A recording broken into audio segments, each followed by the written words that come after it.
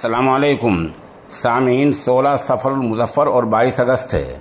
ख़बर का उन्वान है, नेता का बेटा मुझे झाड़ियों में ले गया और मेरी इज्जत लूट ली। मामला उत्तर प्रदेश के गाज़ियाबाद इलाके का है। इस बारे में मुतल्ला खातून की एक वीडियो भी वायरल हो रही है, जो यहाँ यूट्यूब की गाइडलाइन की वजह से हम नहीं दिखा सकते हैं। आपको वीडियो देखनी है तो हमारे ऑनलाइन अखबार दस्तक डेली पर जाएं। नहीं मिलता है तो हमारे नंबर 96 27 70 90 14 पर रब्ता कर लें। फ़िलहाल इस खबर जो हम खबर सुना रहे हैं, आखिर में मुतल्लिका पुलिस अफसर का बयान आपको सुनवा देंगे। उत्तर प्रदेश के गाज़ियाबाद में एक वीडियो सोशल मीडिया पर वायरल हो रहा है।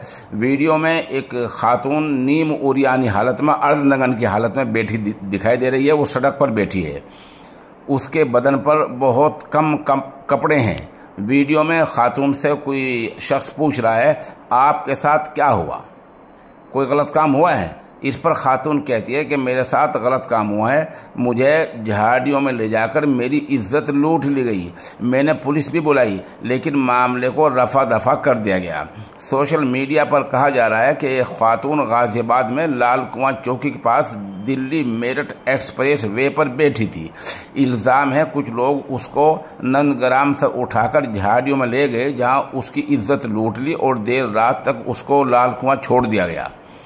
गाज़ियाबाद की सड़क पर नीम उरियानी हालत में बैठी एक औरत कह रही है, मैं कहती रही कि मेरे 5 बच्चे हैं, मुझे छोड़ दो।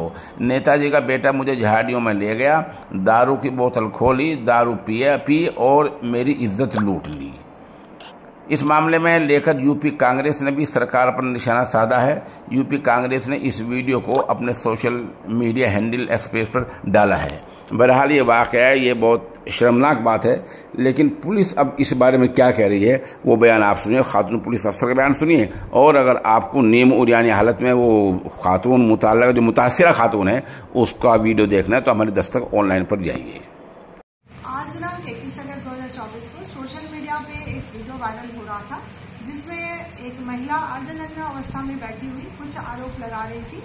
इस संबंध में व्यापक रूप से जांच पड़ताल तत्काल की गई तो ये चौकी क्षेत्र लाल कुआं थाना वेब सिटी का मामला था, जिसमें उस महिला को महिला पुलिस अधिकारियों के द्वारा बातचीत की गई और उससे जानने का प्रयास किया गया। इसके अलावा अन्य साधनों की मदद से उसके घर का पता चल गया है, उसके परिवारजनों से संपर्क कर लिया गया है और उनको बुलाया गया है।